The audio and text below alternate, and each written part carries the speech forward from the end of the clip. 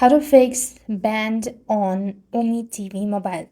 Hi everybody, welcome back to our channel. So in order to fix the band status on the Omi TV mobile app, you generally need to change the identifiers the app uses to track you.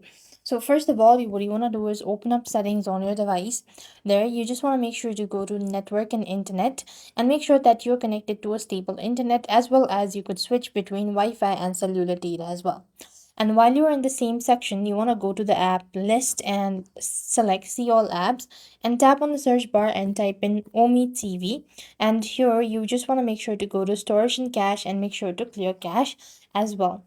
After which you could also try using a VPN as you need to change your IP address. So you could install any sort of VPN that's available. You could go ahead and use USVPN as well.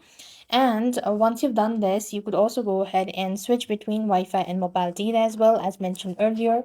You could also use a different login account as well.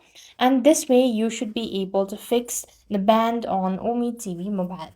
So these are some of the ways you could fix. I hope the video was helpful. Make sure to like, share, and subscribe. Thank you for watching. See you in the next video.